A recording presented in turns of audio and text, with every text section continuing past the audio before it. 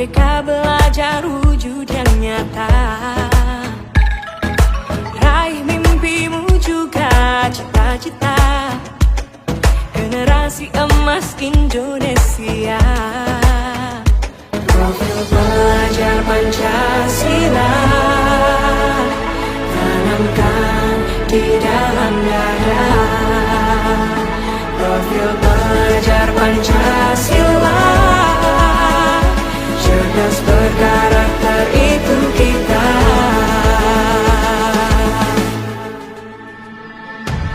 Beriman dan bertakwa pada Tuhan Yang Maha Esa.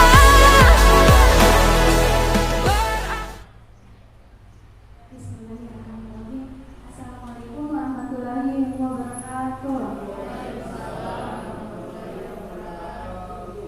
Yang terhormat Bapak Kepala Sekolah SMK Negeri 3 Takalar, yang terhormat Ibu Wakil Kepala Sekolah Bagian Kurikulum SMK Negeri 3 Takalar, yang terhormat Bapak Ibu Guru SMK Negeri 3 Takalar yang telah menyempatkan diri untuk hadir di tempat yang berbahagia ini. Alhamdulillah, puji syukur kita panjatkan kehadiran Allah Subhanahu wa Ta'ala, karena berkat rahmatnya kita bisa masih berkumpul dalam acara diseminasi budaya positif dan bersama-sama berdiskusi, berbagi pengetahuan dan pengalaman di tempat ini dalam keadaan sehat dan semangat. Dan tak lupa pula kita kirimkan salam dan salawat kepada junjungan besar kita, Nabi Muhammad SAW. Saya Yulia Andreani bersama rekan saya Ibu Nirwati dan Ibu Nurani akan membawakan acara diseminasi budaya positif. Sebelum memulai acara, izinkan saya untuk membaca susunan acara. Yang pertama, pembukaan. Yang kedua, menyanyikan lagu Indonesia Raya dan Mars Grup Penggerak. Yang ketiga, sambutan dari Bapak Kepala Sekolah. Kemudian yang keempat, pembacaan doa. Kelima, pemaparan materi. Keenam, agenda tanya jawab dan penutup.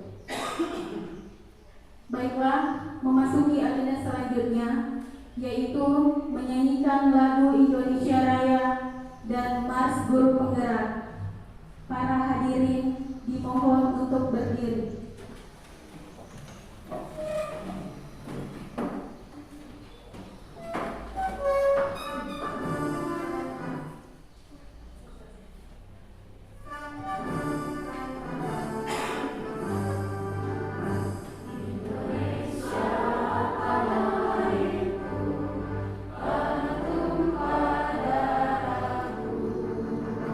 Di sana lagu berdiri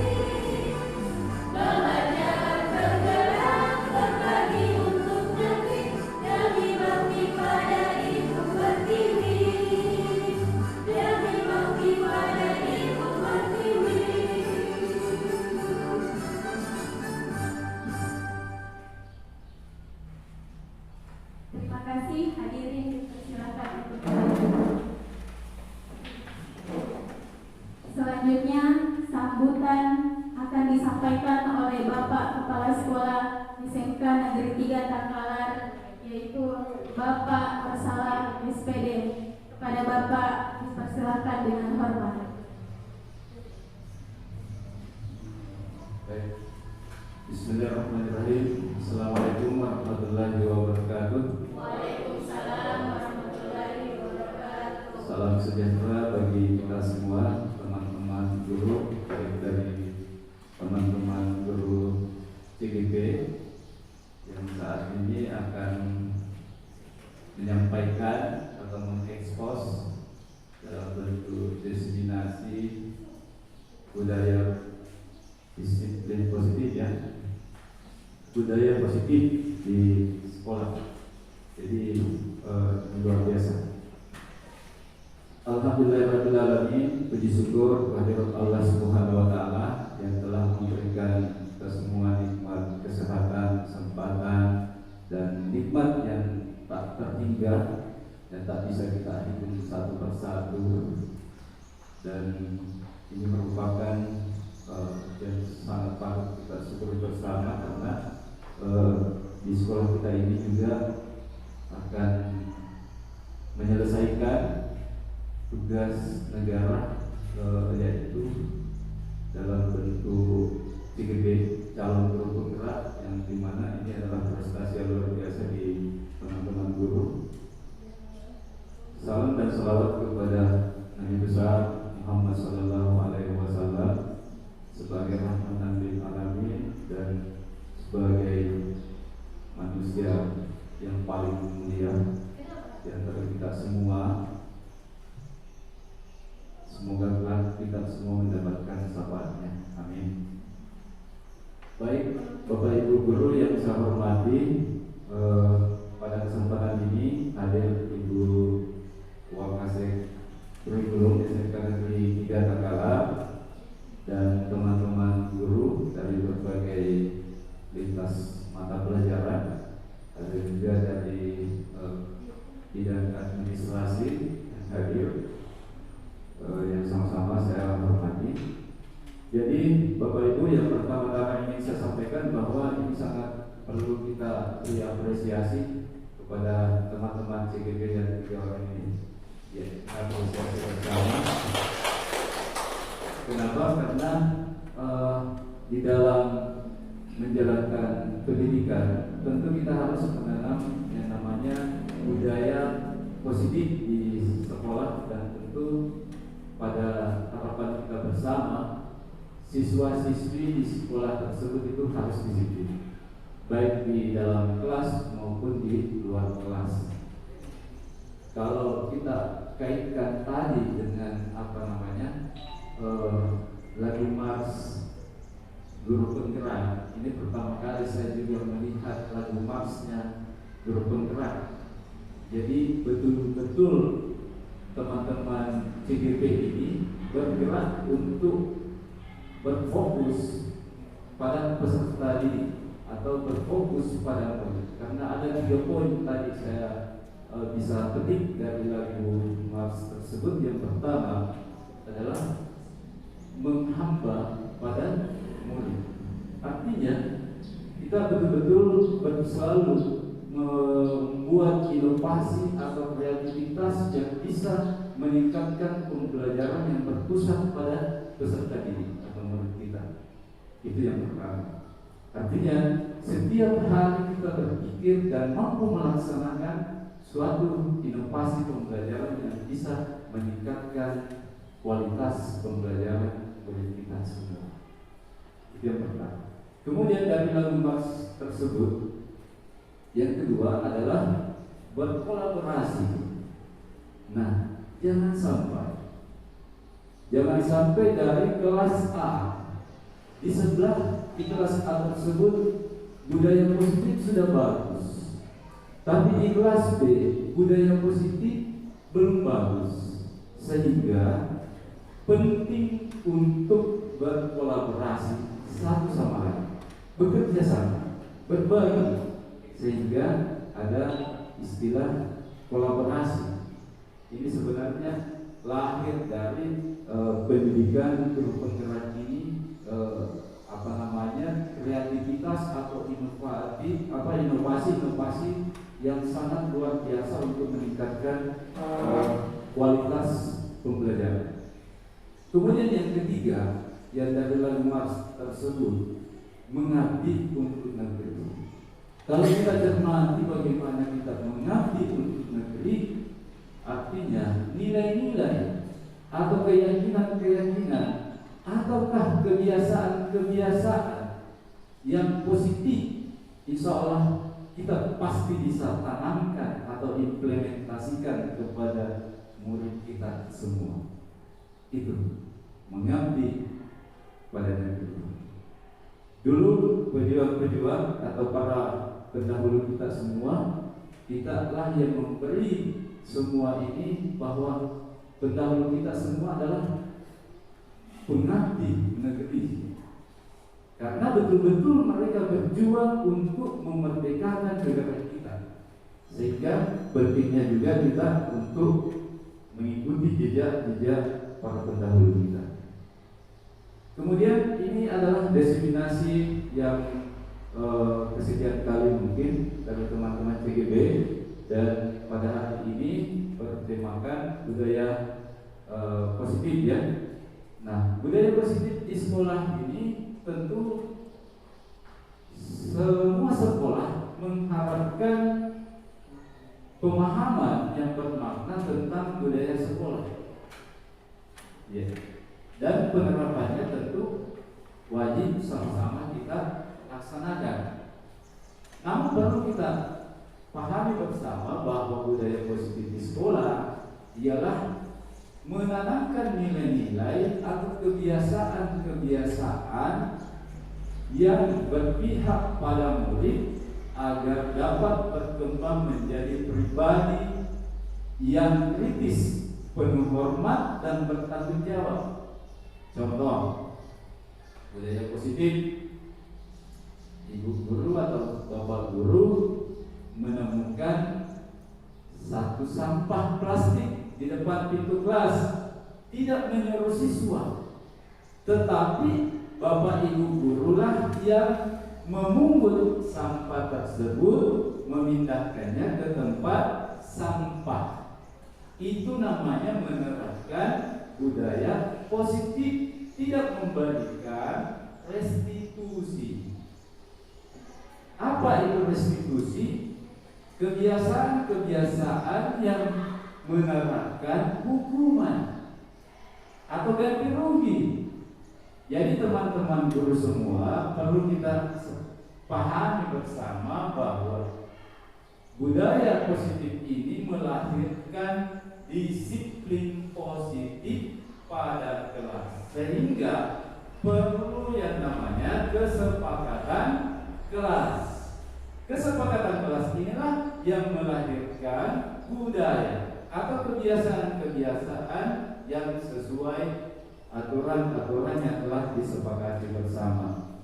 Jadi saya berharap dari kegiatan ini banyaknya teman-teman guru yang memahami bagaimana cara untuk menerapkan, bagaimana cara untuk mengimplementasikan disiplin positif dari budaya positif di kelas. Tentu harapan saya dari budaya positif ini bisa melahirkan disiplin positif pada keberhasilannya. Tentu bisa dilihat dari kegiatan guru bisa melakukan refleksi dinamika kelas untuk menerapkan kesepakatan kelas. Jadi Bapak Ibu guru diharapkan untuk melakukan refleksi dinamika kelas untuk membuat kesepakatan di dalam kelas. Biasanya sebelum dilakukan kegiatan baik di webinar ataupun di pelatihan-pelatihan, ada aturan pertama kali disampaikan. Misalnya pada kegiatan ini handphone dimatikan. Pada kegiatan ini peserta hadir 5 menit sebelum kegiatan dimulai. Nah, itu bentuk atau contoh-contoh kesepakatan kelas yang menerapkan disiplin positif. Kemudian dimensi yang kedua, teman-teman Bapak Ibu guru yang bisa lakukan adalah penguatan positif terhadap perilaku yang sesuai atau mendukung kesepakatan kelas. Jadi Bapak Ibu semua melakukan penguatan positif seperti yang contoh tadi saya sampaikan. Bapak Ibu menemukan sampah di depan pintu kelas, bukan menyuruh, bukan memarahi siswa, tetapi mengambil, memungut sendiri lalu memindahkannya. Itu merupakan penguatan. Kemudian dimensi yang ketiga, bagaimana Bapak Ibu guru memfasilitasi murid untuk menyadari konsekuensi atau memperbaiki perilaku melanggarnya. Nah, ini berkaitan tadi dengan restitusi. Jadi bagaimana cara kita untuk membuat perbaikan-perbaikan di dalam menyadari hal-hal pelanggaran tadi, sehingga tidak terjadi pengulangan, tidak ada lagi pelanggaran di kemudian hari. Mungkin itu yang bisa saya sampaikan pada sambutan ini. Saya berharap pada teman-teman CGP mampu menyebarkan pemahaman yang bermakna tentang peningkatan kualitas pembelajaran, bukan hanya pada penerapan disiplin positif di sekolah, ya. Banyak pembelajaran yang bermakna yang lainnya yang teman-teman CGP bisa imbaskan kepada teman-teman yang lain yang belum masuk pada CGP. Mungkin demikian. Mohon maaf bila ada kekurangan. Billahi taufiq wal hidayah. Assalamualaikum warahmatullahi wabarakatuh. Waalaikumsalam warahmatullahi wabarakatuh.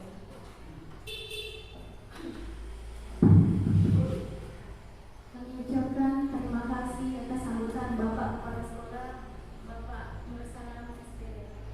Baiklah, acara selanjutnya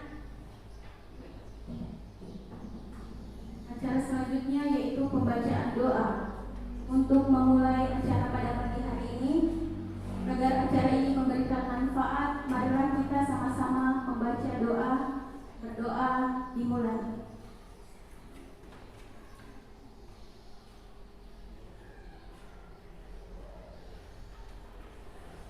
Selesai.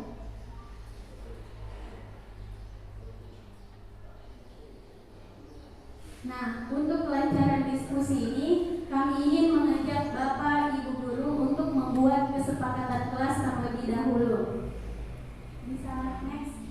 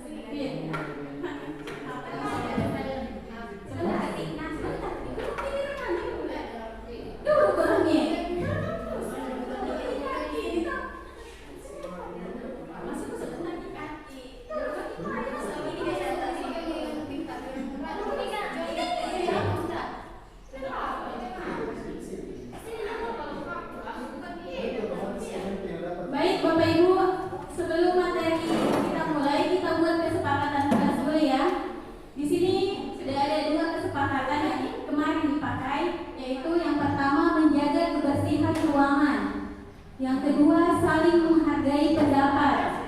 Kira-kira kesepakatan kelas apa lagi yang ditambahkan?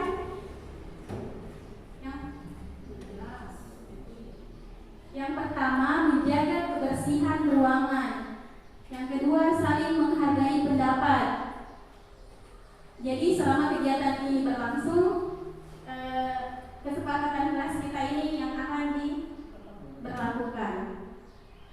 Baik, ada tambahan dari Bapak Ibu? Apalagi kira-kira kesepakatan kelas yang biasa kita buat di dalam kelas? Selain menjaga kebersihan, saling menghargai pendapat, apalagi Bapak Ibu? Oke, HP silent. Apalagi kira-kira? Ya. Oke, good. Jadi kalau mau mengajukan pertanyaan atau pendapat, jangan lupa angkat tangan. Ya. Angkat tangan jika ingin bertanya atau mengajukan pendapat. Yang mau ke WC. Ya. Izin keluar, apa namanya? Izin keluar atau masuk ruangan gitu.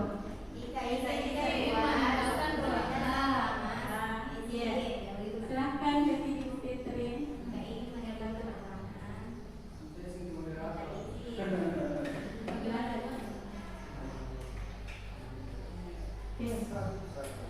Oke, baiklah. Kesepakatan kelas kita hari ini yaitu menjaga kebersihan ruangan. Yang kedua, saling menghargai pendapat. Yang ketiga, HP di silent. Dan yang keempat, minta izin jika ingin meninggalkan ruangan.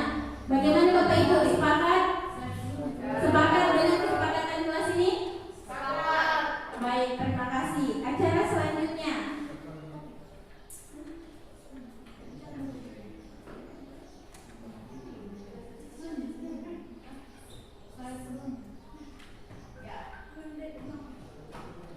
Baiklah, adapun topik kita hari ini yaitu yang pertama, perubahan paradigma besar. Yang kedua, disiplin positif dan nilai-nilai kebajikan universal. Yang ketiga, teori motivasi, hukuman dan penghargaan, serta restitusi. Yang keempat, keyakinan kelas. Yang kelima, kebutuhan dasar manusia dan dunia berkualitas. Yang keenam, 5 posisi kontrol, dan terakhir segitiga restitusi. Baiklah, selanjutnya pemaparan materi perubahan paradigma oleh Ibu Nirwati SPDM Home. Kepada beliau dipersilakan.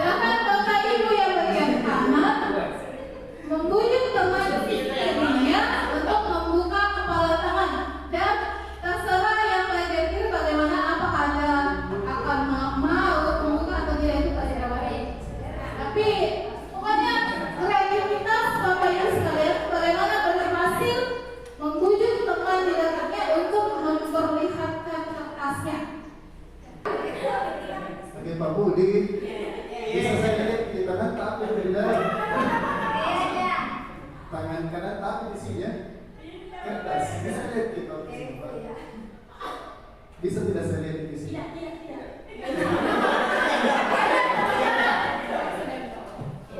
Bagaimana Pak kalau misalnya sebentar saya kasih keluar?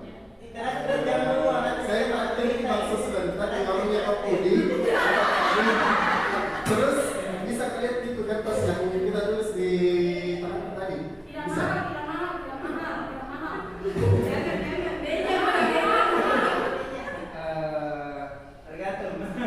Tergantung porsi yang. Kalau begini ya 100 boleh lah. kalau begini Pak, karena kan tadi kita bonceng ke sekolah. Kalau misalnya kan tadi kita pakai motor pakai sini. Kalau misalnya Pak Budi mau kasih lihat kertas yang ditulis tadi, nanti sebentar saya bonceng ke pulang.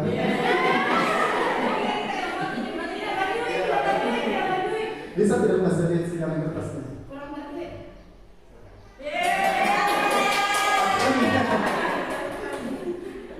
Sekarang kita lihat isi dari Kamu gampang dibujuk. Saya gampang dibujuk. iPhone. Oke, jadi untuk tulisan dari tangan Pak Budi tadi dia menulis iPhone. Mungkin Pak Budi mau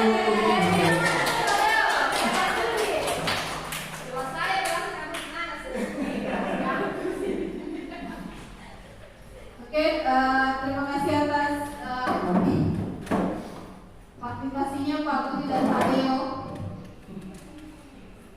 Jadi yang kita lakukan ini berhubungan dengan kontrol. Next, Ibu Fitri. Ya, yang lainnya. Jadi bagaimana cara kita menumbuhkan nilai-nilai kebajikan? Sebentar kita akan bahas di keyakinan atau kesepakatan kelas. Baiklah, saya Ibu Rahmi silahkan lanjut ke materi selanjutnya. Sebentar kita bahas bagaimana cara menumbuhkan nilai-nilai kebajikan universal. Silahkan. Oke, saya akan berdiri.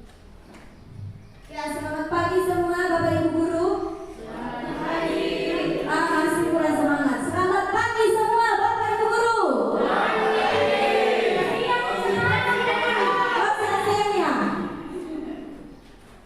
Nah, sekarang saya akan menjelaskan tentang teori motivasi perilaku manusia.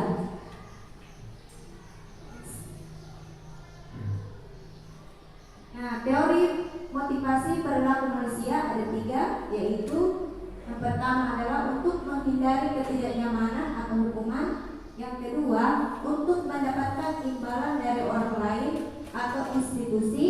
Yang ketiga, untuk menghargai diri sendiri. Nah, dari ketiga level ini di atas, ini menunjukkan motivasi kita dalam berperilaku. Nah, kita kembali ke teori yang pertama, yaitu untuk menghindari ketidaknyamanan atau hukuman. Nah, perlu kita ketahui secara naluriah manusia itu cenderung menghindari hukuman atau ketidaknyamanan. Oleh karena itu hukuman itu bisa mencegah murid untuk tidak berperilaku buruk terhadap murid. Jadi misalnya kalau kita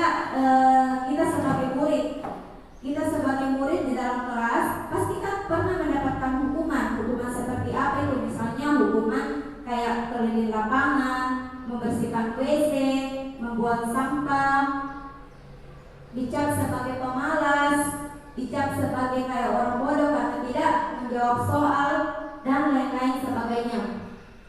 Nah, dari sini kita melihat motivasinya ini adalah motivasi eksternal karena ini berasal dari luar, bukan dari motivasi internal. Sehingga kalau siswa misalnya kita menghukum murid, itu padahal tidak bagus loh untuk murid karena ada efek sampingnya pada murid. Jadi dari hukuman itu, dari ketidaknyamanan itu bisa menghasilkan emosi-emosi negatif. Jadi hukuman itu bisa bisa kayak terus berpikiran untuk menghindari dari ketidaknyamanan itu dan fokus pada ketidakkenyamanannya. Nah, Bapak Ibu guru, seharusnya kita di sini harus berhati-hati terhadap tindakan berlaku terhadap murid. Jadi kita harus menanyainya dengan tepat. Bukan untuk misalnya kayak kita menasihati murid. Nah, murid itu hanya sementara masuk di telinga kanan, keluar di telinga kiri. Jadi bagaimana kita menyadarkan murid agar murid itu bisa menyadarkan diri sendiri bahwa ini saya salah loh, kayak begitu. Nah, dari sini kalau misalnya kita sudah menyadarkan murid bahwa ini salah, jadi murid akan tidak akan mengulanginya lagi untuk membuat perbuatan yang tidak buruk itu. Jadi kalau misalnya Bapak Ibu guru melihat tindakan atau perilaku yang buruk, silahkan saya punya ada 3 tips. 3 tips. Yang pertama itu jangan langsung menghakimi murid. Jadi jangan langsung menghakimi murid, cobalah diajak bicara dari hati ke hati. Jadi anak-anak itu kayak langsung terbuka hatinya. Jadi kalau misalnya baru pindahkan misalnya terlambat murid langsung kenapa bisa terlambat kayak begitu. Jadi jangan dicoba-coba menghakimi dulu murid, diajak dulu kayak berbicara dari hati ke hati. Next. Nah, tips yang kedua adalah jadilah pendengar yang baik untuk mereka, jangan menyerang murid. Nah, kalau misalnya begini, kayak tadi bertanya bilang, kenapa bisa terlambat? Baru Bu, begini. Langsung kita menyela pembicaraannya, padahal kan belum selesai berbicara murid, baru dinyela pembicaraannya. Jadi dengarkan saja sampai dia menceritakan motivasinya dan alasannya untuk melakukan perilaku yang buruk tersebut. Next. Nah, tips yang ketiga, bimbing murid untuk memahami konsekuensi apa yang mereka dapatkan atas pilihan dan tindakan perilakunya. Jadi sebagai guru harus bimbing murid untuk memahami konsekuensi apa yang mereka dapatkan atas pilihan dan perilakunya. Jadi bukan guru yang memberikan solusi, tapi murid yang seharusnya yang mendapatkan solusinya itu untuk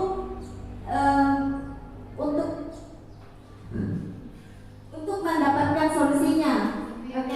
Untuk mendapatkan solusinya untuk sendiri dari perilakunya untuk sendiri. Next.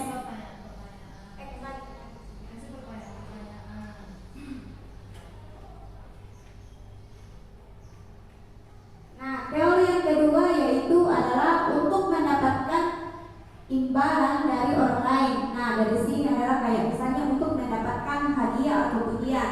Nah, pasti dari sini kalau kita flashback lagi kembali, kalau kita sebagai murid baru kita dikasih imbalan atau hadiah, pujian atau hadiah, pasti kan kita merasa senang. Ada yang di sini pernah mendapatkan hadiah waktu sekolah, atau misalnya kayak juara kelas di sini dikasih hadiah, atau menjawab pertanyaan yang benar lalu dikasih hadiah. Ada yang pernah? Pernah. Hadiah apa itu dikasihkan Ki? Buku.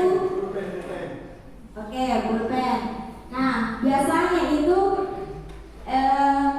misalnya contoh yang sederhana ya. Kalau misalnya guru memberikan imbalan atau pujian, contoh yang sederhananya itu misalnya dia menjawab pertanyaan yang benar, maka dikasih permen atau coklat. Atau dia menjawab semua tugas-tugasnya dengan cepat, maka siswanya disuruh cepat pulang duluan. Nah, jadi menurut Diana Gosen, memberikan imbalan kepada orang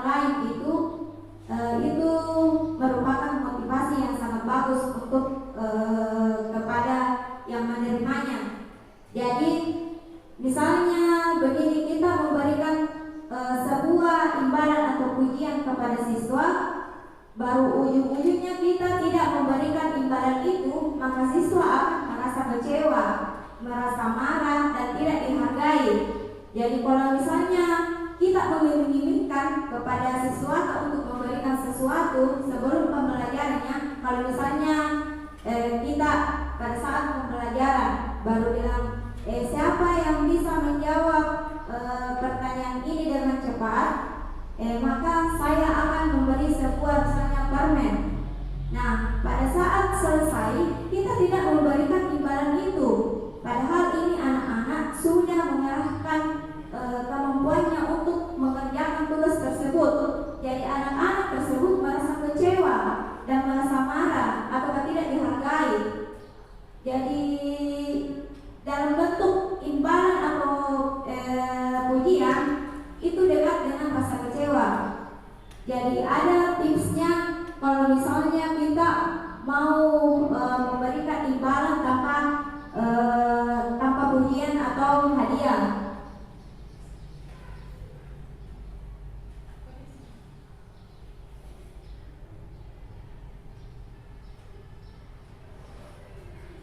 Nah, ini adalah cara memotivasi murid tanpa pujian dan hadiah. Yang pertama itu kita perlu membedakan antara hadiah atau pujian. Yang dijanjikan adalah apresiasi. Jadi di sini kita memberikan apresiasi. Misalnya kayak bagaimana? Misalnya kita memberikan apresiasi di ujung pembelajaran atau di akhir pembelajaran. Jadi anak-anak itu tidak perlu melakukan sesuatu untuk berkompetisi untuk mengerjakan sesuatu tugas. Jadi kalau misalnya tidak di depan di pembelajaran tapi di akhir pembelajaran dikasih diapresiasi. Nah, yang kedua itu adalah hindari menjanjikan atau mengiming-imingkan.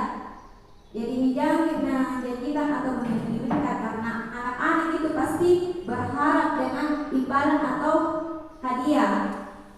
Jadi yang ketiga adalah apresiasikan secukupnya. Jadi coba nih apresiasikan secukupnya. Misalnya kayak kita berbicara-bicara begini sama murid itu sudah bagus nih, atau lebih dekat dengan murid.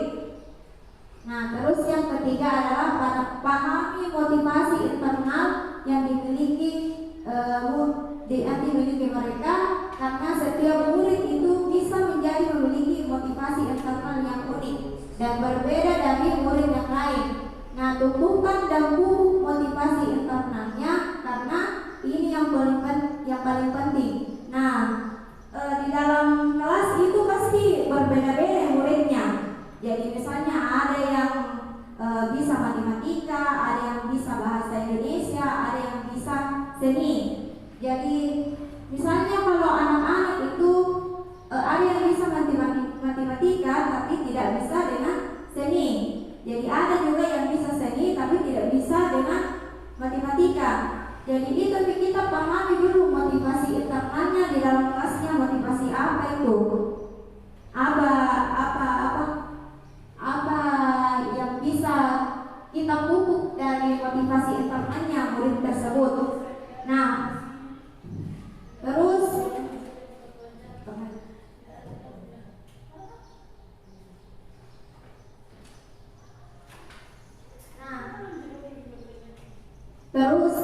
saya kembali lagi ke mendapatkan imbalan atau pujian.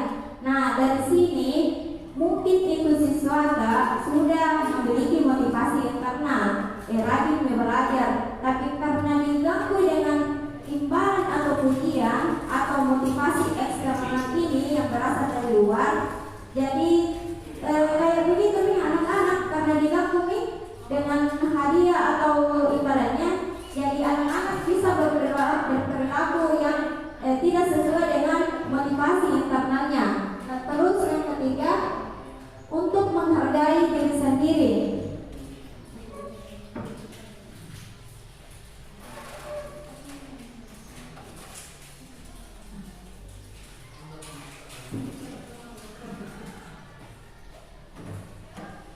Nah, untuk menghargai diri sendiri, pernah tidak kalau kita misalnya ketika kita menjadi murid, kita mengerjakan tugas dengan sangat giat mengerjakan tugas sampai larut malam, semangat membacanya karena kita rasa ingin tahunya yang lebih tinggi. Terus yang kedua itu berkelompok untuk mengerjakan pertunjukan atau seni. Nah, dari sini ini adalah menghargai diri sendiri. Di sini kalau misalnya dari anak-anak itu misalnya dia mempunyai nilai kejujuran. Nah, walaupun misalnya dalam ulangan di kelas, walaupun disuruh mencontek, pasti dia tidak akan mau mencontek karena dia sudah mempunyai nilai kejujuran. Berarti dia bisa mengontrol dirinya sendiri. Itu namanya teori kontrol. Oke, mungkin pemekaran selanjutnya akan dibawakan oleh Miss Yuli. Silakan, Ibu Yuli. Segitiga diskusi dibawakan oleh Ibu Nirwati.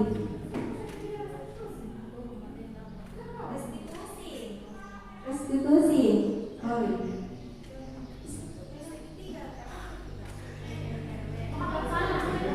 Silakan bertanya. Ada penjelasan atau masalah siswa yang katanya harus dulu yang masalah motivasi belajarnya, ada yang bisa di seni, ada yang bisa tapi tidak bisa di matematika.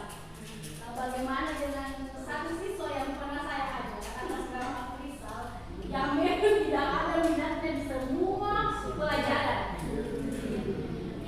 Coba bagaimana solusinya? Kalau solusinya, nah itu bisa bagi guru, yaitu pahami dulu motivasi internal apa. Siapa tahu itu kalau misalnya di dalam kelas itu tidak ada minatnya, tapi di luar sekolah itu ada minatnya. Misalnya menanam padi. Nah, dari menanam padi itu bisa menjadi minatnya. Misalnya kayak kerja kayak bagian kayu, kayak begitu minatnya. Entahlah kalau di luar sekolah memang untuk dalam sekolah yang masalah belajarnya yang memang tidak ada minatnya.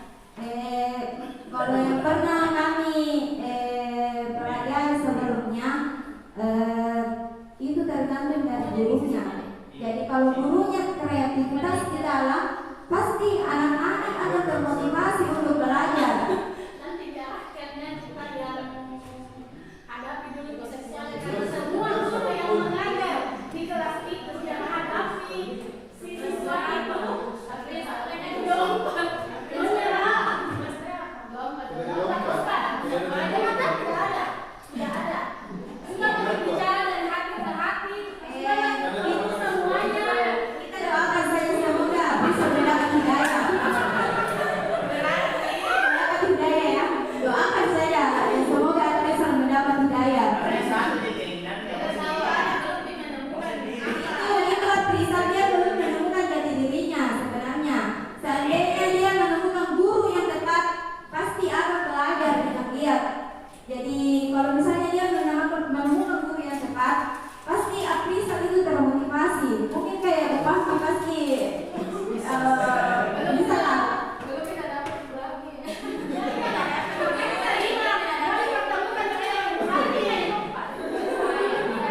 Nanti saya bertemu sama Afrizal.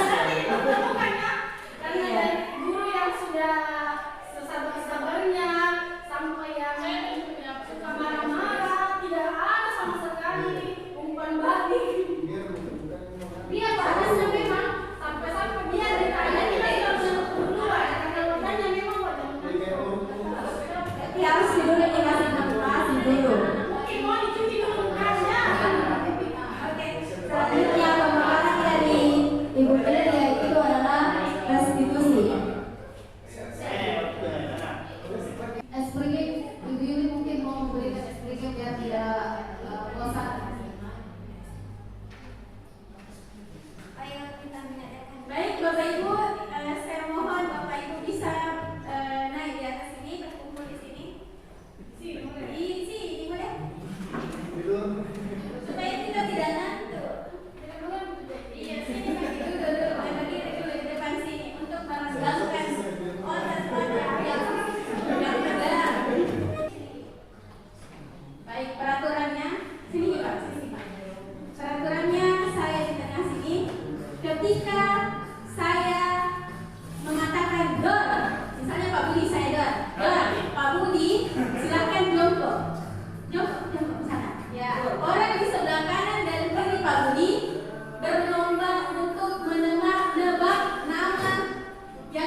Jadi begini Pak, misalnya, ya kan Pak Budi sudah di dor.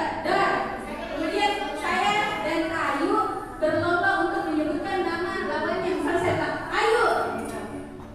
Ya siapa yang duluan dia yang menang.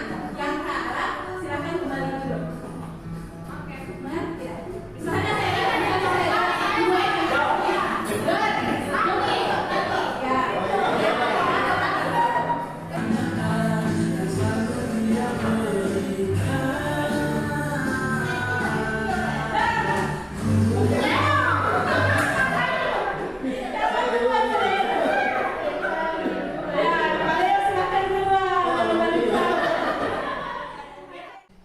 Oke, selamat siang Bapak Ibu Guru, Bapak Ibu Guru.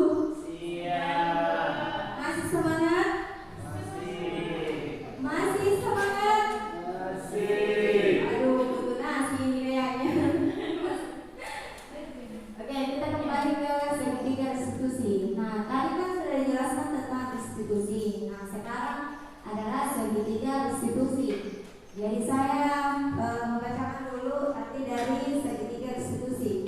Jadi segitiga restitusi adalah proses menciptakan kondisi bagi peserta didik untuk memperbaiki kesalahan mereka sehingga mereka bisa kembali pada kelompok mereka dengan karakter yang lebih kuat. Jadi di sini kalau siswa misalnya berbuat salah, baru kita menggunakan segitiga restitusi. Nah di situ karakternya bisa menjadi lebih kuat setelah digunakan segitiga restitusi. Jadi segitiga restitusi ini terbagi atas 3, yaitu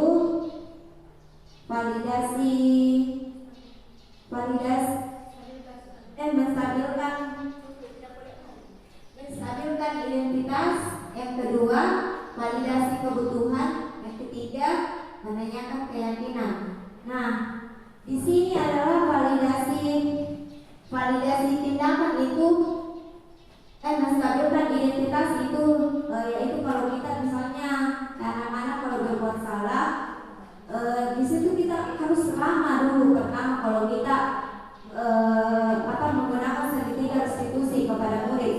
Jadi misalnya kita panggil siswa, kita tanyakan dulu kabarnya. Terus sesudah itu kita tanyakan, bilang kenapa bisa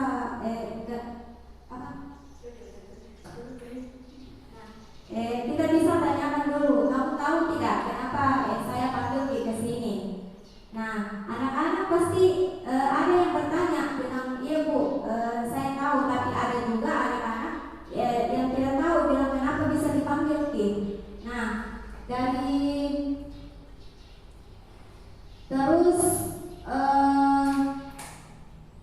terus kita kembali lagi ke menstabilkan identitas. Jadi intinya di sini kalau kita misalnya memanggil anak-anak, jadi jangan langsung tekan anak-anak. Pokoknya harus berkata lama kepada dia. Jadi misalnya ini bersalah anak-anak tak.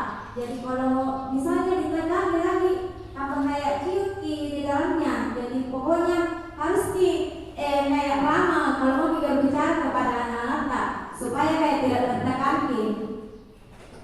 Terus itu adalah validasi kebutuhan. Nah, dari sini validasi kebutuhan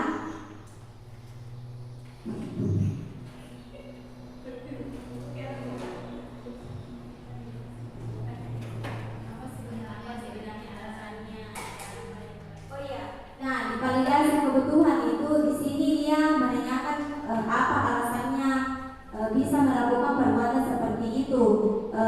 Jadi di sini dia menggali bagaimana dia sebenarnya menanyakan alasannya kenapa dia melakukan alasan seperti itu. Nah, jadi ketika siswa melakukan kesalahan itu tujuannya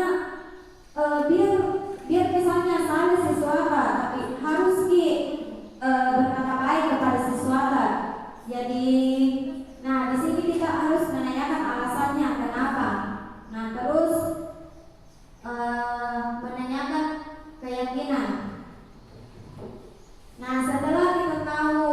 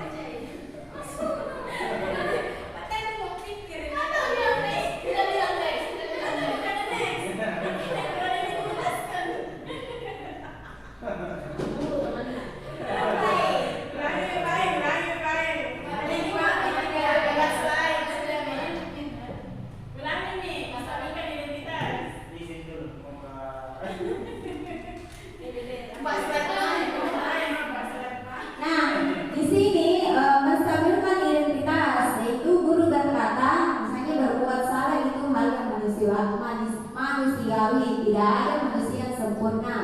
Bapak Ibu juga berbuat salah. Nah, seperti yang saya katakan tadi, jika kita menstabilkan identitas itu harus ramah kepada murid. Jadi jangan kita langsung judge murid, tak bilang salah kok begini kok, harus kok begini. Jadi harus dulu ditanya-tanya baik dulu murid tak, apakah ditanyakan kabarnya, apa yang kamu lakukan tadi malam, atau dan lain sebagainya. Next. Nah, di sini pada dasarnya setiap tindakan validasi tindakan. Nah, pada dasarnya di sini setiap tindakan manusia tujuannya adalah memenuhi kebutuhan dasar. Jadi di sini biasanya kalau validasi tindakan, biasanya guru berkata kamu bisa saja kan melakukan hal yang lebih buruk, tapi kamu tidak melakukannya. Ataukah kamu pasti punya alasan mengapa melakukannya. Nah, ini yang nomor 2, biasanya yang itu pasti menanyakan alasannya. Kenapa kamu misalnya kenapa kamu melakukan seperti itu? Pasti kamu punya alasan dari kenapa kamu berbuat seperti ini di kelas. Ataukah misalnya ada siswa yang terlambat atau tidur di kelas, pasti ada alasannya kenapa dia bisa terlambat di kelas, kenapa dia bisa tidur di kelas. Oke? Next. Ya, lanjut. Yul. Nah, selanjutnya itu adalah menanyakan keyakinan. Nah, dari sini ciri-cirinya kalau menanyakan keyakinan itu yaitu guru berkata, apa nilai yang kita percaya di kelas atau sekolah kita. Nah, ini kalau misalnya di kelas kita itu sudah membuat keyakinan kelas. Contohnya kayak misalnya dia mengganggu temannya di dalam kelas, atau misalnya gurunya menjelaskan baru anak-anaknya ribut di belakang.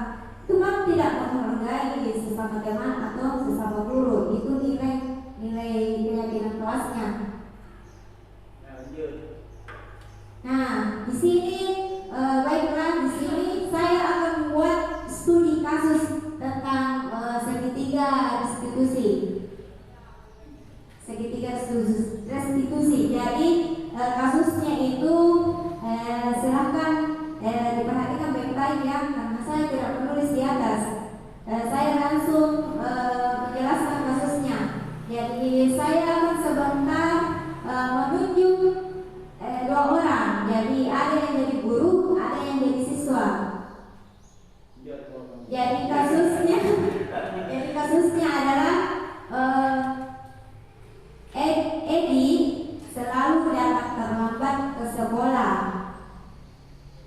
Edi setiap malam dia membantu ibunya membuat kue, dan pagi hari ia menjual kue sehingga Edi terlambat ke sekolah. Jadi ada yang bisa tidak?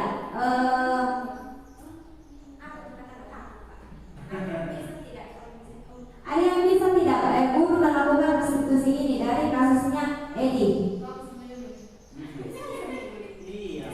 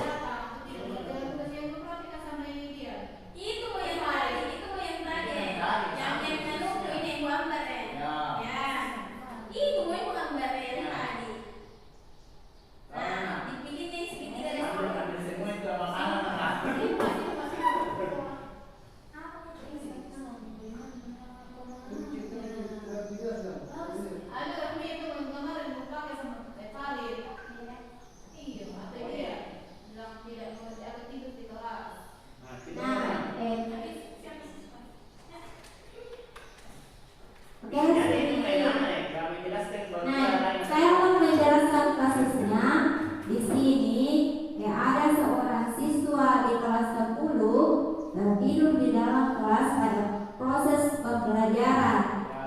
Nah, dari situ alasannya alasannya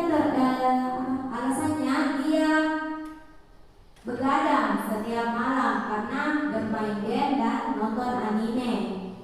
Memang semoga memang kemarin pertanyaan saya pakai. Saya ini apa di sini? Oke, ada yang mau menjadi murid di sini? Ada kemarin. Ada yang mau menjadi murid? Tidur mana? Oke, kira-kira solusi supaya Leo tidak tidur di dalam kelas itu apa kira-kira? Mungkin diberikan semacam permainan kayak seperti di dalam kelas. SBG? Ya. Kalau masalah begadang itu bagaimana? Tetap dilakukan atau tidak? Untuk masalah berbeda juga mungkin harus tetap ada waktu kalau misalnya mau bermain game dari masalah itu mungkin Ya. ada waktu Ya, istirahatnya cukup supaya besok-besok bangun lagi ke kelas. Oke, bagus. Berarti dia sudah sadar harus mengatur waktu. Bagaimana mengatur waktu tidur, waktu bangun supaya nanti di dalam kelas tidak ngantuk. Atau saat melakukan atau mengikuti pembelajaran. Baik, Leo sudah tahu konsekuensinya, sudah tahu apa yang Leo harus lakukan besok-besok kan? Ya. Terima kasih. Oh ya, kapan Leo akan melakukan mulai melakukan perubahan ini? Ya diusahakan sebelum mulai sebentar malam. Oke, jadi sebentar malam Leo sudah tidak begadang lagi ya. Ya, apa lagi?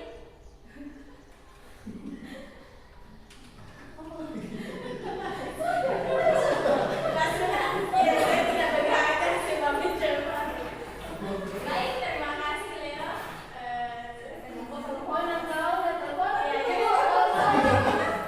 Simpel, oke. Jadi apa yang banyak? Simple kesamaan budi. Oke, terima kasih untuk Ibu Yuli dan Pak Leo. Kita beri tepuk tangan Ibu Yuli dan Pak Leo. Nah, itulah tadi penerapan dari sesi 3 restitusi. Luar biasa untuk Ibu Yuli dan Pak Leo. Oke, selanjutnya pemaparan dari saya kembalikan kepada moderator.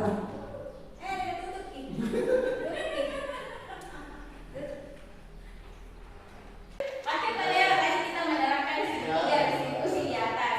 Kira-kira hal baru apa yang Pak Leo dapatkan dari segitiga restitusi tadi?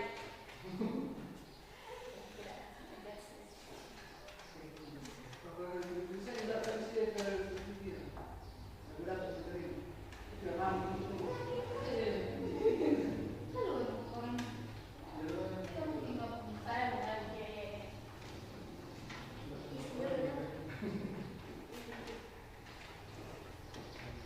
bukan Assalamualaikum warahmatullahi wabarakatuh. Waalaikumsalam warahmatullahi wabarakatuh. Ya, dari materi yang kami dapatkan selama beberapa jam tadi ya, saya dapat menarik kesimpulan dan ada semacam pemahaman yang baru bagi saya bahwa jika ada siswa yang bermasalah, kita jangan langsung menghakimi, tetapi kita harus mengusut kira-kira apa permasalahannya. Kemudian setelah kita tahu apa permasalahannya, baru kita kemudian mengajak siswa tersebut untuk bertanggung jawab menyelesaikan masalahnya. Ya, jadi misalnya kalau dia mengganggu temannya, kira-kira atau temannya merasa dirugikan, bagaimana tanggung jawab dia untuk